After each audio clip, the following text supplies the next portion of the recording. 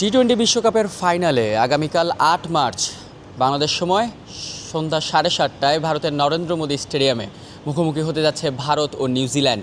এই ম্যাচকে ঘিরে অনেক জল্পনা কল্পনা রয়েছে। তানহিন, একটি টি-20 বিশ্বকাপের ফাইনাল ঘুরে ফিরে সেই ইন্ডিয়ায় আবার ফাইনালে, তাও আবার সেটি নরেন্দ্র মোদী স্টেডিয়ামেই। কেমন মনে হচ্ছে? ইন্ডিয়া কতটা প্রেশারে কি আদৌ থাকবে, নাকি পুরো প্রেশারটা নিউজিল্যান্ডের উপর ঘিরে থাকবে? আমার মনে হয় যে এখানে প্রেশারটা ইন্ডিয়ার উপরেই বেশি, কারণ আপনি দেখেন তাদের মানে গ্রুপ রাউন্ডে তো তারা চ্যাম্পিয়ন হয়ে উঠেছে, বাট সুপার যে ধাক্কাটা খেয়েছিল তারা সাউথ আফ্রিকার সাথে হেরে, ওখানে ওই ম্যাচটা হারার পরে কিন্তু তাদের মানে সেমিফাইনালের কোয়ালিফিকেশনটা একটু হলেও ঝুলে গিয়েছিল, কারণ শেষটাতে ওয়েস্ট ইন্ডিজের এগেনস্টে যে ম্যাচটা ছিল সেটা ডু অর ডাই ম্যাচ ছিল, সেটা কনভিনসিংলি জিতেছে। অ্যান্ড আরও একটা ব্যাপার, আপনার প্রশ্ন যেটা বলছিলেন যে ভারত চাপে কে সবচেয়ে বেশি চাপে থাকবে, ভারতই চাপে থাকবে। হোম কন্ডিশন অ্যান্ড আহমেদাবাদ, যেখানে আসলে তাদের 2023 ওয়ানডে ওয়ার্ল্ড কাপের যে ফাইনালটা হেরেছিল অস্ট্রেলিয়ার এগেনস্টে। সো প্যাট কামিন্সের সেই কথাটা কি মনে আছে যে হ্যাঁ একদম একদম একদম মানে পুরোটা নিয়ে ছবি ছিল সুন্দর। বিরাট কোহলিকে বোল্ড করার পর তিনি সেলিব্রেট করছেন, ব্যাকগ্রাউন্ডে শুধু blue colour jersey, Kohli bowled হয়ে ফেরত যাচ্ছেন। খুব স্যাটিসফাইং একটা ছবি ক্রিকেট প্রেমীদের জন্য। তো দেখা যাক এবার ওইরকম কিছু ইন্ডিয়া তো চাইবে না হোক। এখন নিউজিল্যান্ড কী ভাবছে, তারা তো ডেফিনেটলি জয়ের জন্যই ভাবছে। ভালো একটা ফাইনালের এক্সপেকটেশন আছে, এটা হচ্ছে কথা। অ্যান্ড ওই 23 ওয়ানডে ওয়ার্ল্ড কাপের ফাইনাল মতো এক ম্যাচ না হোক, সেটাই চাও আর কি। আমি যদি একটু দুই দলেরই সেমিফাইনাল পারফরমেন্স নিয়ে যদি একটু কথা বলি, সবার আগে যদি নিউজিল্যান্ডের কথা বলি, সাউথ আফ্রিকাকে একদম ধসিয়ে দিয়েছে, মানে ফিন অ্যালেন এবং সাইফার্ড মিলে যেভাবে পিটিয়েছে, সেই তুলনায় বলা যায় যে ইন্ডিয়ার মতো নিউজিল্যান্ডেরও ওই ক্যাপাবিলিটি আছে একটা মানে তুখর স্টার্ট করা, যেখানে রান 250 হলেও হতে পারে। হ্যাঁ, আমরা 250 ম্যাচটা তো আগের ম্যাচটাতেই দেখলাম আসলে। ইন্ডিয়া যে কী বলবো আসলে, বেধরক পিটুনি বলতে পারেন আপনি। বোলাররা কোথায় বল করবেন বুঝে পাচ্ছেন না, ইংল্যান্ডের বোলাররা। যদিও রান তো অলমোস্ট চেস করে ফেলেছিল, 7 রানে ম্যাচটা হেরেছে মাত্র। অ্যান্ড জেকব বেথেলের একটা ভালো সেঞ্চুরি ছিল, যদিও সেটা আসলে শেষ পর্যন্ত কাজে আসেনি। আর যেটা বলছিলেন যে নিউজিল্যান্ডের ওই ফায়ার পাওয়ারটা কিন্তু আছে। আবার দেন অ্যাগেন এখানটাতে ইন্ডিয়ার বোলিং লাইনআপও কিন্তু ওয়ান অফ দ্য বেস্ট। মানে আপনার বুমরাকে নিয়ে আমরা অবশ্যই কথা বলবো, স্পিন অ্যাটাক যথেষ্ট ভালো, হার্দিক পান্ডিয়া আছেন। অ্যান্ড এসব ছাপিয়ে আসলে সাউথ আফ্রিকার বোলাররা কিন্তু খারাপ না, তারা কিন্তু খারাপ করেননি বলেই সেমিফাইনাল পর্যন্ত তারা এসছিলেন। বাট ফিন অ্যালেন একা হাতে যেভাবে মারলেন তিনি, ও মাই গুডনেস, এরকম হিটিং আসলে অনেকদিন পর দেখলাম ইন্টারন্যাশনাল টি-20-তে। অ্যান্ড 13 ওভার একটা ম্যাচ জিতে গিয়েছে, অলমোস্ট 170 রানের মতো টার্গেট ছিল। সেখান থেকে ফিন অ্যালেন যেভাবে ব্যাট করলেন, যেভাবে ডমিনেট করলেন, এটা ইন্ডিয়ার জন্য একটা বিশাল একটা অ্যালার্মিং একটা চ্যালেঞ্জের মেসেজ তো দিয়ে রাখছে। বাট ইন্ডিয়ার কথা যদি এবার বলি, মানে ইংল্যান্ডের সাথে ম্যাচ একদম তীরে এসেই তারা তরি না ডুবে কিন্তু ম্যাচটি জিতলো। কিন্তু এই ইন্ডিয়া দলটিকে আপনি কি বলবেন, যে সঞ্জু স্যামসন রয়েছেন, তিনি প্রথমে বাদ পড়েছিলেন, এরপর ফিরে এলেন, back to back man of the match হলেন। এরপর রয়েছে হার্দিক পান্ডিয়া, যিনি মোমেন্টামই ঘুরিয়ে দিলেন ম্যাচের। বুমরা রয়েছে, তিনি থাকলে আর কোনো দলের এক্সট্রা কোনো প্রেশার পড়ার কথাও না। বরুণ চক্রবর্তী রয়েছেন।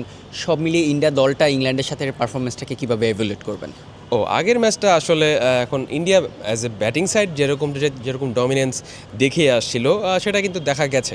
মানে থ্রু আউট দ্য টুর্নামেন্ট আপনি ইন্ডিয়া কিন্তু ওই মানে তারা যে টাইপের টিম, যে ক্যালিবারের টিম, ওই পটেনশিয়ালটা রিচ না করেও কিন্তু তারা সুপার হিটে উঠছেন, সেমিফাইনাল উঠছে। আমার মনে হয় যে পুরো পটেনশিয়ালটা তারা সেমিফাইনালে এসে আনলিশ করতে পেরেছে, ব্যাটিং বোলিং দুদিক দিয়েই। অ্যান্ড সঞ্জু স্যামসন তার আসলে এত অনেক আগে ডেবু হয়েছে, বাট ম্যাচ নাম্বার কিন্তু খুবই কম আপনি যদি দেখেন। এখানে আসলে তার প্লেয়িং রোল, তার যে ব্যাটিং অ্যাট্রিবিউটস, তিনি যখন ব্যাটিং করেন তখন দেখতে কিন্তু খুবই ভালো লাগে। মানে এত সুন্দর ব্যাটসম্যান ব্যাটিং করেন তিনি, তার ব্যাটারশিপ, তার চিন্তা ভাবনা সবই আসলে মানে ইলেগেন্স সম্পন্ন আর কি। তো কোনো একটা কারণে হচ্ছিল না, তবে রিঙ্কু সিং ওই ম্যাচটাতে বাইরে গেলেন, তারপর সঞ্জু এলেন এবং 2টা ম্যাচে যেভাবে তিনি খেললেন, সেটাই আসলে একদম ইন্ডিয়ার জন্য পে অফ করলো। এবং ইন্ডিয়া ওই যে ওপেনিংয়ে কিন্তু একটা তাদের ভয়েড আছে, অভিষেক শর্মা রান পাচ্ছেন না, এটা 50 পেয়েছেন তিনি জিম্বাবুয়ের এগেনস্টে, এছাড়া বলার মতো কোনো পারফরমেন্স কিন্তু নেই। অ্যান্ড ওইখানটাতে সঞ্জু স্যামসন আসলে ক্যারি করছেন ভারতের ব্যাটিং অর্ডারটা। আর ডাউন দ্য অর্ডার তো আছেই, সূর্যকুমার যাদবকে ফুল পটেনশিয়ালি আমরা খেলতে দেখিনি এখনও। হার্দিক পান্ডিয়া আছেন, অক্ষর প্যাটেল আছেন, তাদের ব্যাটার আসলে কমতি নেই, কেউ না কেউ পারফর্ম করছেন বলেই কিন্তু সঞ্জুর সাথে 250+ হয়ে যাচ্ছে। কিষান তিনি ব্যাট করছেন। অ্যান্ড বোলিংয়ের কথা না বললেন জাসপ্রীত বুমরা, সেদিন বুমরা যদি ওই ওভারটা না করতেন, আমার মনে হয় না যে ইংল্যান্ড ওখান থেকে ম্যাচ হারতো। There was no way. 3 ওভারে লাগতো আপনার কত, 45। এখানে বুমরাই 6 রান দিয়েছেন। Who does that? 18 নম্বর ওভারে সে এরকম পাগলাট একটা পারফরমেন্স করে। So, আমরা একটা ওই তখন টিভির স্ক্রিনে একটা মোমেন্ট দেখছিলাম যে এম এস ধোনি এবং তার ওয়াইফ এম এস ধোনি পেছনে হাততালি দিচ্ছেন আর তার ওয়াইফ একদম চিৎকার করে উঠেছেন ওই বুমরার ডটগুলো দেখে। রাইট রাইট রাইট, এটা বেশ মজার একটা সিন ছিল। সাক্ষী ধোনি তিনি ভেবেছিলেন এটা তো ক্যাচ, বাট বাম ক্যাচ হয়েছে, তো ধোনি সেটাই বলছেন বসো বসো, ওরকম কিছু হয়নি। বাট বুমরা এত মানে তার যে ম্যাজিক্যাল বোলিং পারফরমেন্স সেটাই আসলে ডিফাইনিং ফ্যাক্টর হতে পারে আসলে এই ম্যাচটা, এবং হয়ে আসছে ইন্ডিয়ার জন্য, শুধু এই টুর্নামেন্ট না, for a long time. Right, আপনি যদি ইন্ডিয়ান বোলিং লাইন আপ থেকে বুমরাকে আলাদা করে দেন তাহলে ইন্ডিয়ান বোলিং লাইন আপটিকে একদম এভারেজ বলা যায় নাকি they have world class bowlers Bumrah ছাড়াও? না, অবশ্যই ওয়ার্ল্ড ক্লাস বোলিং অ্যাটাকই তাদের। বুমরাকে আপনি বাদ দিলেও যে খুব সেটা ম্যাচ উইনিং এর ক্ষেত্রে কত? ম্যাচ উইনিং এর ক্ষেত্রে বিশাল fact. Bumrah is a match winner, Bumrah is a match winner. আপনি অক্ষর প্যাটেল, বরুণ চক্রবর্তী, ওদের দিয়ে ধরেন টার্নিং ট্র্যাকে, স্লো ট্র্যাকে আপনি ম্যাচ বের করে ফেলতে পারবেন, যেখানেই খেলেন। দুবাইতে খেলা হয়েছে না, বরুণ চক্রবর্তী কিন্তু বেশ ভালো বল করেছেন, চ্যাম্পিয়ন্স ট্রফিতে, এশিয়া কাপে বেশ ভালো বল করেছেন। তো বুমরা ছাড়া ম্যাচ জেতা তাদের জন্য খুবই টাফ। বোলিং সাইডের বোলিংয়ের দিক থেকে যদি আমি চিন্তা করতে বলি, আর পারফর্মার আছে তাদের, সেটাও ঠিক, কিন্তু ওই এরকম হাই স্টেক ম্যাচে সেদিন আগের প্রশ্নে যেটা বলছিলাম, বুমরা ওই ওভারটা না করলে ভারত ম্যাচ জেতে না, ইংল্যান্ড ম্যাচ জিতে যায়। অ্যান্ড আরেকটা ওই ম্যাচ কিন্তু এই এর পরের ওভারটাতে ঘুরেছে, হার্দিক পান্ডিয়ার ফুল টসটাতে স্যাম কারান যদি ওই জাস্ট ড্রাইভ চেক মার্কা শটটা না খেলতেন, ক্লিকটা না করতেন, পুরোপুরি টাইমিং করলে ছক্কা হয়ে গেলে ম্যাচের স্টোরি কিন্তু ডিফারেন্ট হতে পারে। সো বুমরা ছাড়া মানে ম্যাচ জেতার মতো আছে, ক্যাপাবিলিটি আছে, বাট ওই আপনাকে যে মোমেন্ট ডিফাইন করে দেবে এরকম ক্যারেক্টার বুমরা ছাড়া আসলে ইন্ডিয়ান টিমে ওরকমভাবে নেই। দুই দলে বেশ কয়েকজন স্পিনার রয়েছে যারা এই থ্রু আউট দ্য টুর্নামেন্ট বেশ দারুণ পারফর্ম করে যাচ্ছে। অনেকেই বলছেন এটা একটা স্পিন ডার্বিও হলেও হতে পারে। দুই দলেরই মধ্যে ভালো অফ স্পিনার রয়েছে। কী মনে হচ্ছে নিউজিল্যান্ডের স্পিনার ভার্সেস ইন্ডিয়ার স্পিনার, কারা এগিয়ে থাকবে এবং কারা সুযোগ পেতে পারে মেইন স্কোয়াডে? অফ স্পিন একটা ডিসাইডিং ফ্যাক্ট হতে পারে এই ম্যাচে। পেসাররা তো আছে অফ স্পিন, তো আমার মনে হয় যে ভারতের যেহেতু বরুণ চক্রবর্তীর একটু চান্স আছে হয়তো, যদি অফ স্পিনার ওই জিনিসটা তারা মাথায় নেয়। তবে আমি সবসময় যেরকমটা দেখি, ইন্ডিয়া আসলে উইনিং কম্বিনেশন ভাঙতে চায় না, যখন খেলতে থাকে দেখবেন মানে মাঝে একটা কথা হচ্ছিল যে অভিষেককে ড্রপ করা হতে পারে, বাট তাকে কিন্তু ফাইনালও খেলানো হবে, এরকমই আর কি ব্যাপারটা। সো এখানে বরুণ চক্রবর্তী হয়তো ঢুকতে পারেন। অক্ষর প্যাটেলকে কেউ রিপ্লেস করবে বলে আমার মনে হয় না, কারণ ইজ এ প্যাকেজ প্লেয়ার আসলে, ব্যাটসম্যান, বোলার, অ্যান্ড যে দুইটা ক্যাচ ধরেছে সেমিফাইনালে, ওই দুইটা ক্যাচ না ধরলে তো ম্যাচ বের হয়ে যাবে ওখান থেকেই।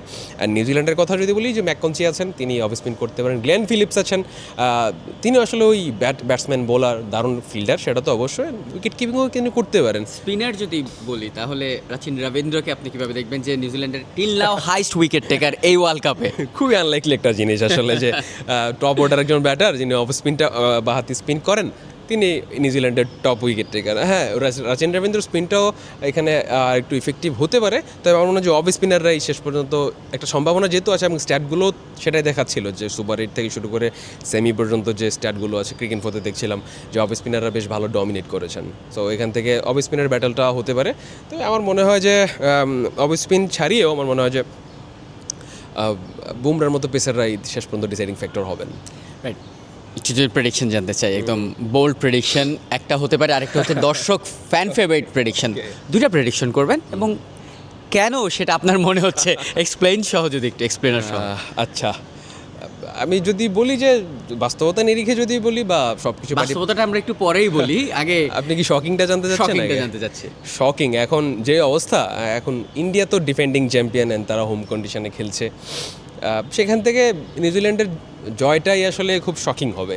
মানে ইন্ডিয়াতে এসে ইন্ডিয়ার মতো একটা দলকে টি-20তে হারিয়ে দেওয়া, সেখান থেকে শিরোপা নিয়ে যাওয়া, অ্যান্ড নরেন্দ্র মোদীর বড় স্টেডিয়ামটা চুপ করিয়ে দিয়ে ট্রফি নিয়ে উল্লাস করা, এটা আসলে মানে নিউজিল্যান্ডের ফ্যানের জন্য, বা যারা নিউজিল্যান্ড সাপোর্ট করছেন, আর অন্য কথায় বললে যারা ইন্ডিয়ার জয়টা চান না, তাদের জন্য খুবই স্যাটিসফাইং একটা জিনিস হবে। এটা যদি জিজ্ঞেস করেন যে bold prediction and match people যেটা চায় সেটা, বাস্তবতার প্রেক্ষিতে যদি একটু জিজ্ঞেস করি, এখানটাতে আমি ইন্ডিয়াকে এগিয়ে রাখবো, কারণ হোম কন্ডিশনের ব্যাপার তো আছে, তারা এরকম প্রেশার সিচুয়েশনে এরকম বড় ম্যাচ জিতে কিন্তু তারা অভ্যস্ত, অনেকগুলো আইসিসি ইভেন্টের ফাইনালি তারা জিতেছে। সো এখান থেকে ইন্ডিয়া আপার হ্যান্ডে আছে, তার পারফর্মার আছে। আমি নিউজিল্যান্ডকে সরিয়ে রাখছি না, এনিথিং কুড হ্যাপেন। কিন্তু আমি আপনার কথার সাথে একটা লাইন মিলাতে চাই, যে দলে বুমরা আছে সেই দল এক স্টেপ অলরেডি এগিয়ে আছে। আপনি বলতেই পারেন তার 4টা ওভার, মানে এটা ডিসাইসিভ হবে আর কি। তার 4টা ওভার ওই নিউজিল্যান্ডের ব্যাটাররা কীভাবে ফেস করে নেন, বুমরাকে সূর্যকুমার যাদব কোথায় কোথায় ইউজ করছেন সেটাও কিন্তু দেখার মতো একটা পয়েন্ট হয়ে রইবে। আমার মনে হয় যে এখান থেকে ইন্ডিয়ারই চান্স আছে সেকেন্ড টাইমের জন্য আসলে ট্রফিটা তুলে ধরার। থ্যাংক ইউ তানিন আমাদের সঙ্গে থাকার জন্য। ইন্ডিয়া নাকি নিউজিল্যান্ড, আহমেদাবাদের নরেন্দ্র মোদী স্টেডিয়ামে আগামীকাল কি হতে যাচ্ছে? নিউজিল্যান্ড কি পারবে পুরো ইন্ডিয়ার দল সহ সেই গোটা মাঠের দর্শককে চুপ করিয়ে দিতে, নাকি ইন্ডিয়া প্রতিবারের মতো এবারও সবাইকে নিয়ে একসাথে ট্রফি জয়ের উল্লাসে মেতে উঠবে? সেটা জানতে হলে অপেক্ষা করতে হবে ম্যাচ শেষ অবধি। টিল দেন সবাই ভালো থাকুন, সুস্থ থাকুন, মোস্ট ইম্পর্টেন্টলি টাইমস অফ বাংলাদেশের সঙ্গে থাকুন।